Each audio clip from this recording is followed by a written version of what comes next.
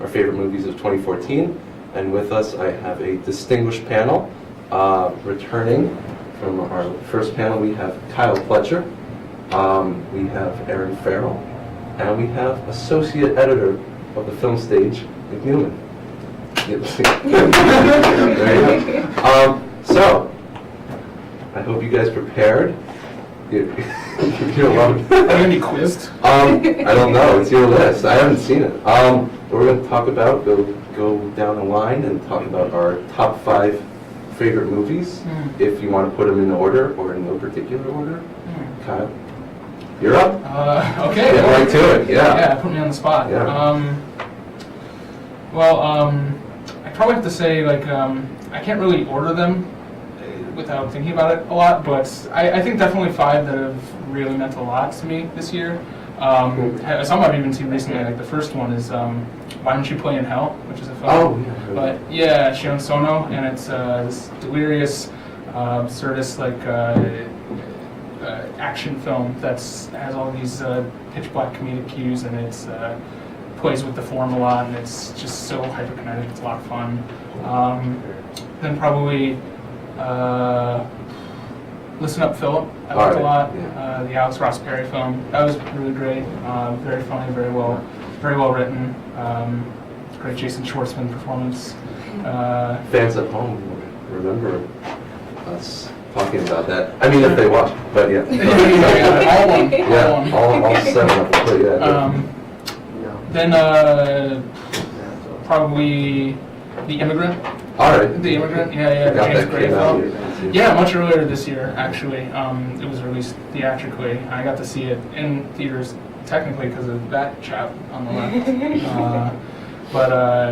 Yeah, and then also, this one I just actually saw earlier today. I watched it in between working on assignment and here, is Alejandro Jodorowsky's The Dance of Reality. Okay. Which really spoke to me a lot. Like, it was definitely one of his most personal films, and I really enjoyed it. Absurdist, sort of prophetic piece that it is, exploring his perception of reality. It's great. And this other one I talked about last time when we were talking about like year's end movies, like movies that were kind of coming together at the end, was Jean-Luc Godard's Goodbye to Language. Yeah. Which which I didn't get to exceptional. see it. It was playing at Jacob Burns. Yeah, the other night. I didn't get to. Yeah, I was originally going to go watch Winter Sleep instead of doing that, but then I didn't end up doing that because of damn finals. Yeah. So that's your top 5? Yeah. Very good top 5. Nice. I think I've seen one of those, so good. You're good. You got 4 more to watch. Yeah. Aaron, you are up. I'm up. Hi. I did go see Winter Sleep on Sunday. Oh, you did? I did. Oh, how was it? Very long. Among other things. Is it turn Andrew didn't horse? even stay for it. esque? It's longer. It's another discussion. It's another episode for me. Alright, so again, like my top 5, I don't really have them in a particular order, but they are very, they're like personal favorites from this past year. So, again, in no particular order, and I'm bad with names, so I'm probably gonna not remember the directors for most of them. That's okay. Sorry. As long as you get the titles. As long as the title. I know the movie, I actually saw it at Jacob Burns, Calvary. Oh, Yeah. I want to see that. Oh, I really want to see it, yeah. Yeah, it was really, really great. I mean, just like cast-wise, I mean, you got Brendan Gleeson leading the pack, awesome as always. Playing a priest, which I thought was great. You have like the extremely funny Dylan Moran, who's doing a dramatic take, which is great too. He plays like the biggest jerk in the entire world in this movie. And you have like it's a great cast. You've got a guy from Game of Thrones in there too. I mean, that's awesome also. So like, I don't know. I don't have anything profound to say about it. I know it was a really, really deep movie, but it was, a lot of pent-up anger at the Catholic Church in that movie that really presents itself at the end. Another one that I have written on my hand is Grand Budapest Hotel. Oh yeah, that's a good idea. Because it's just You get Sarah Palin in it. right, yeah, good Sarah. No, yeah, I would say Grand Budapest. That movie's a delight. Yeah. I mean, it's so much fun. Yeah. And it's incredibly sad in a lot of places, which I think kind of gets looked over because it is really campy and very fun, but there are like some very incredibly sad moments in there. Number 3, I would say, is Under the Skin. And I talk about this movie constantly because I absolutely have no idea what's going on throughout the entire thing. I mean, I think I have a good general idea, but I do tend to like movies where I don't know exactly what the message is in the end. I just think it has like a lot of great things to say about what it is to be a human being. And I know I forgot which film critic said this. I think it may have been in the New York Times, but I don't remember. If they say it really is a statement of what it is to be a human being and what we value as humans. So they show you like the beautiful, gentle aspects of, you know, human beings, and then in the end, of course, they show you just how evil, like what evil like humans have the capacity to have. And so that's number 3. Number 4, this guy has had to read about it for a while. It's Obvious Child by Julian Robespierre. I will go on and on forever about this movie. It's really, really great. It's funny, it's honest, it's, you know, I feel like it's not timeless in a way, but I feel like it really is a portrait of what it's like to be like a young person living in, you know, New York today. It deals with serious topics in a very funny way. I don't know, I really appreciated that movie. And if you want, pick up our first issue of Cinema Studies Journal that's coming out soon, because I did a big write-up on it. So yeah. And then last but not least is documentary about the film critic Roger Ebert, Oh, yeah. Life Itself. And I mean, he's the man. You know, he's had an incredible life, incredible story. He's doing what I know me and Joey, and I'm not sure about you guys, or obviously you, because you were doing it already. He's doing what we want to do. He's writing about films because we love them. You know, we love cinema. That's All right. about it. Yeah, All it's right. a bit long-winded, but No, it's there you okay. go. We got 30 minutes to fill. It's good. Oh, All okay, right. yeah. I can talk more. No. No, please, no. Nick Newman, you're right. I have 5 films from this year that I really enjoyed quite a lot. They're not really in any particular order, and they're also, I have a list, a secret master list of about 10 films I still want to see before I make a top 10. Thankfully, I don't have to publish a top 10 until like the last day of the year, Yeah. so I have plenty of time. And I'm done with the semester in a few days, so after that I'll kind of jump in. But anyway, nobody cares about that. Hopefully somebody cares about 5 films I like this year, so I'll just go through them quickly. I will echo Kyle's appreciation of Listen Up, Fill Up, the Alex Ross Perry film that I think is a very interesting piece of work insofar as it presents this evolution of a really fascinating filmmaker who made this prior feature, The Color Wheel, that was 80 minutes long, shot for I think like $40,000 in this grainy black and white. He makes films about very misanthropic, very selfish types, and if you're not into that, then you know it's going to be a rough sit. I know people who find those films very difficult to endure because I mean Jason Schwartzman is usually a very likable presence, even when he's playing a cad like in Rushmore. But here he's just such an asshole that can you curse? Yeah, you can. Can't say the C word, can't say the N word. That's all. Then I can't do this. Cinema Studies is a evil brew. Yeah, Yeah. from 7 to 1. But anyway, that's a really beautiful film. Something I actually found quite touching. Also, I'm going to echo the response to Goodbye to Language, which I saw at like 10 a.m. at the New York Film Festival. I had to wake up at Wow. like 7 a.m. to go see it, Wow. and I'll have to curse again. I was tired, and then that movie like woke me the fuck up. Yeah. Because that was really just. It's a heavy load, a heavy way to start the day. It is, but it's also a lot of fun too. It's this really kind of free, sort of wild expression that I think you could just enjoy as this crazy audiovisual display. He's doing things with 3D in the film that I've never seen before, and it's rare that I see a shot in a film where I have absolutely no idea how it was conceived and executed, and that happens multiple times in this movie. It's very exciting and also gives you quite a bit to weigh upon. Sort of these, if you're a Godard fan, I think it will please you in at least a few senses. On top of that, what else did I like from this year? I swear I had a list, and I'm just trying to remember now. Oh yes, another film, Kyle and I have a bit of overlap here, I guess, is James Gray's The Immigrant, which I think is magnificent. I saw that for the first time in October of last year, and I liked it, plenty fine, but on a second viewing this past May, it really kind of grew for me in a way I wouldn't have anticipated. It's stuck with me throughout the year. The good news is that that's available on Netflix. Watch instantly. Yeah, it's been on my list for a while. Yeah. I'm just like, and I just see like that picture. I just see that poster of Jeremy Renner with like the eyeliner. I'm like, Yeah.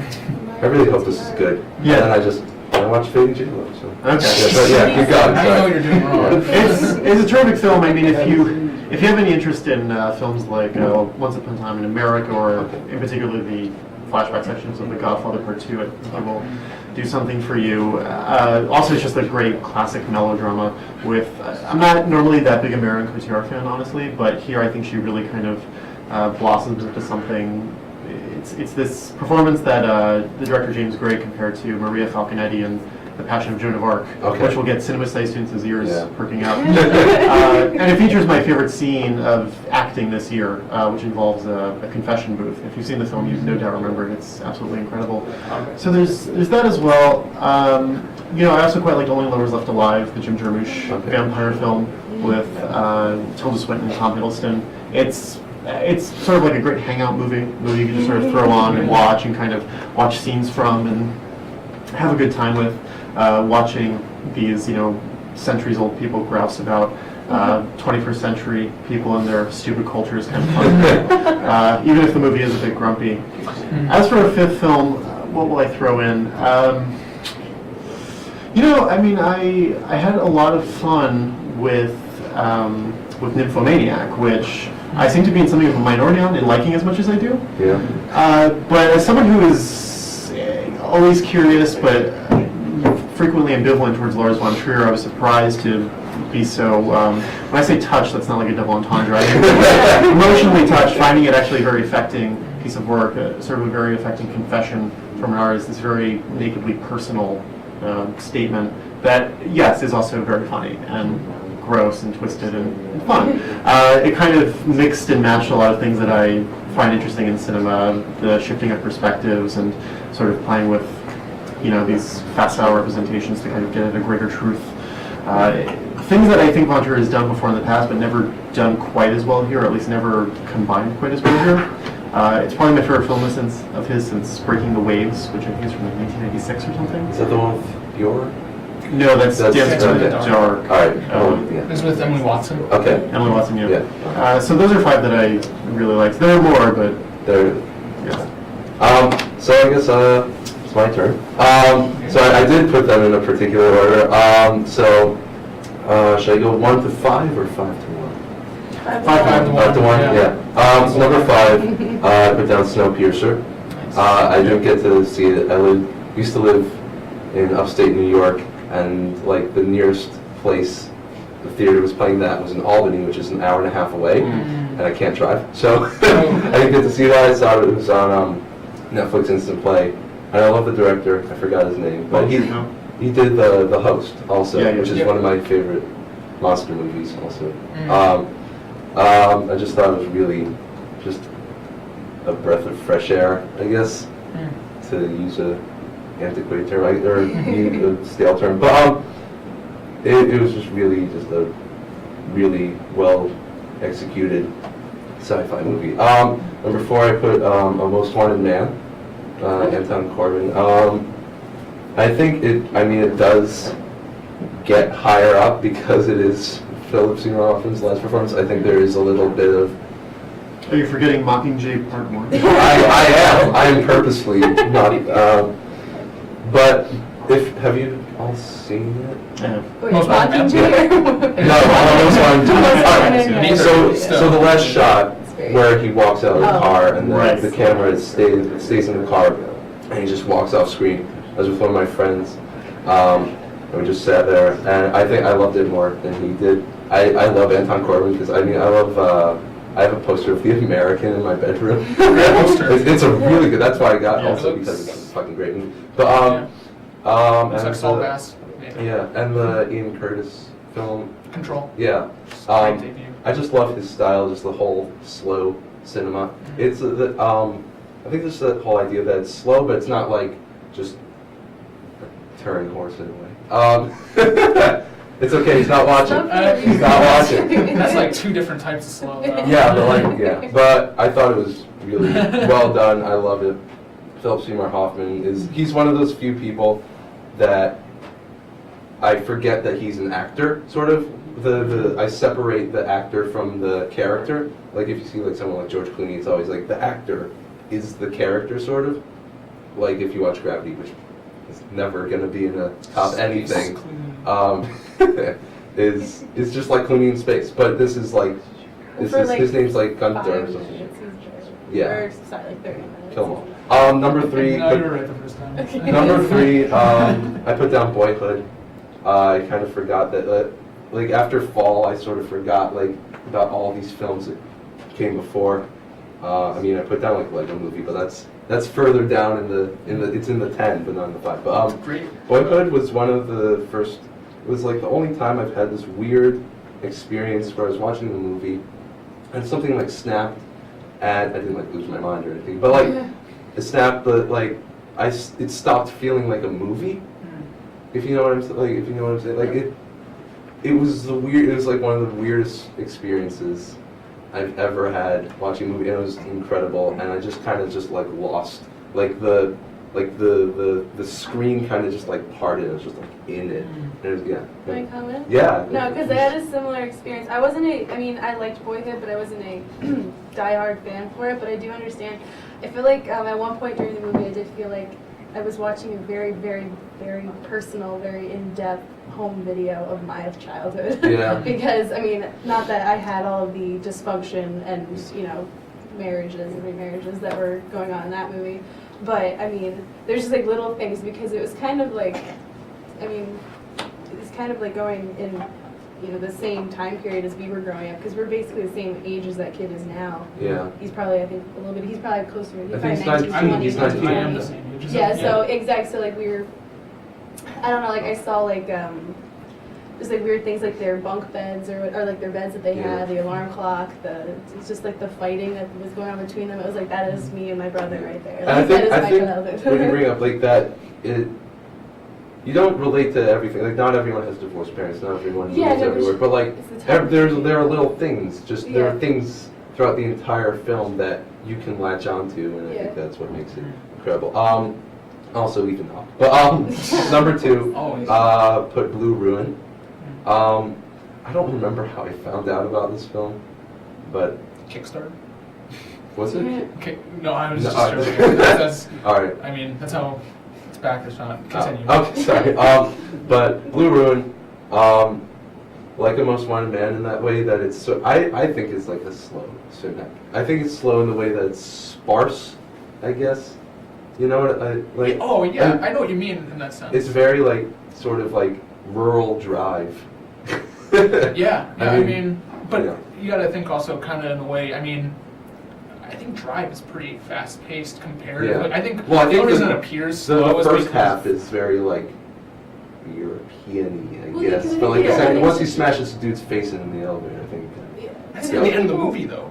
I That's mean, that's like halfway, isn't it? no, I thought it was halfway. No, Oh shit, I guess I have to watch, the rewatch Drive. Christina Hendricks scene is before that even. I think that's when the film All right, yeah. truly like definitely shifts Yeah. gears. Because I think Yeah. people go into it thinking it's gonna be like an action movie, Yeah. and they realize that it wasn't. I mean, they kind of went into. That's why I think it feels slow. It's like a slow action movie, but Yeah. it's really just like an I thought- average paced, Mhm. different kind of artsy movie. And on the completely other end of that spectrum, pacing wise, I guess, is my number one movie, Whiplash, which they released a clip of it before they released the trailer, I think, online. And it was the rushing or dragging clip, which is like the big scene. They released that like 6 months ago. And I remember just like going down and like recommended things like Whiplash, Rushing Dragon, like, oh, what's that? It's J.K. Simmons. And I clicked it, and like, wow, just like you know, like the Tim and Eric universe thing where he's like, like that GIF just Yeah. going off. But it was, I think I got on like the back of the hype train. I wasn't like, go see it. It was like, but I was on the hype train. Mhm. I don't think it was a relatively packed hype train, but there were people on it. Yeah.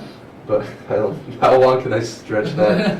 Is it two Yeah. cars? It's just like Yeah. 2 cars in Yeah. a train. I was in the back of it for to use You're not a the conductor, Snowpiercer. but you're first Yeah. class. Yeah, I was in the, yeah. Yeah. Right. No, it all Yeah, it works. all- Because Snowpiercer's your fifth, and Yeah. Whiplash is your I was in first. the back of the, Yeah. whatever. J.K. Simmons is incredible. Miles Teller is not the character he's usually typecast as, and he does it to incredible effect.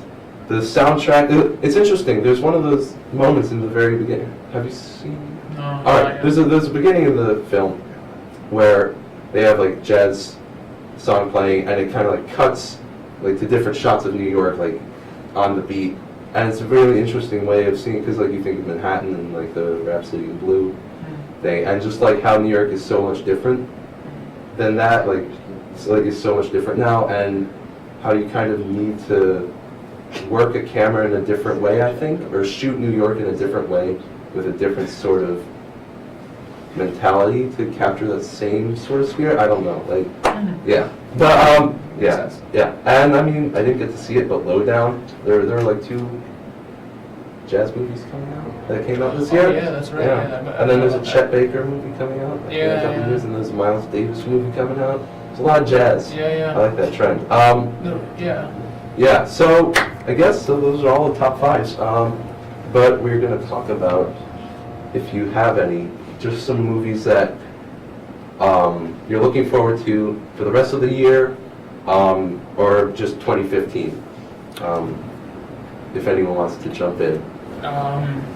I know one that is actually, I'm looking at it right now at the top of your queue list. It's yeah. And we're all, except we're all going to turn our heads to the one person Yeah. here who has actually seen it. Yeah. And Eric Weiss, and it's coming very soon. I'm Yeah. really excited So about this that. Friday. Yeah, Yeah. exactly. I think I'm going to try to fit it in, hopefully. Yeah. Yeah. It's going to be a good finals gift, sort of. Like Truly. yeah. A gift from the finals. Yeah. There you go. You In the deserve it. PTA. Yeah, I mean, I was looking at all these things, like all the movies that are coming next year, and I wrote, as you can see, there are just a bunch. But I'll just list them off. American Sniper, Most Violent Year, Chappie, which I hope is better than Elysium. Most of my is actually kind of funny because I was looking at it today and it comes out. That is, as far as I know, like the last movie to come out this year. Really? Save for like, anything I don't Yeah. know about, something international. I know we've talked about this, but I love J.C. Chandler. I know you don't feel the same way. I've only seen All's Lost and I'm not that big of a fan. I But don't know. What do you that's a discussion for another episode. Yeah, that's the J.C. Chandler episode.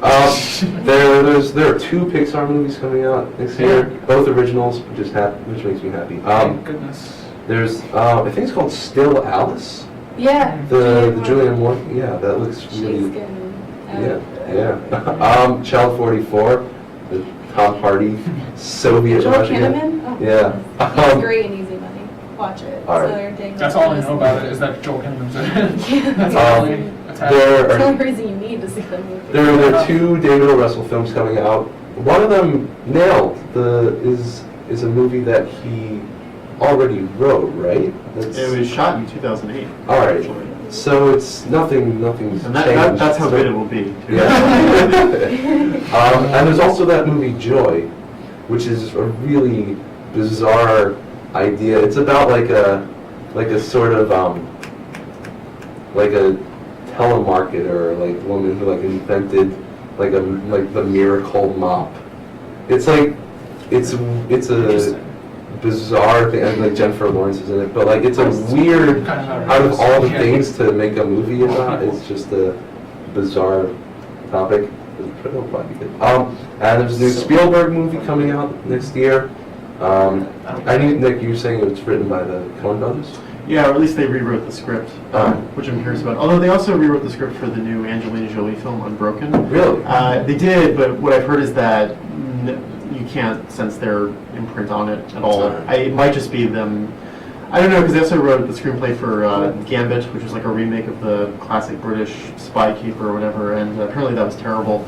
I wonder if this is just kind of a thing they're doing now to get money. Yeah. Which, if it gives them money, fine, but I'd be looking forward to the Spielberg film regardless, but I the love Coen brothers, Spielberg.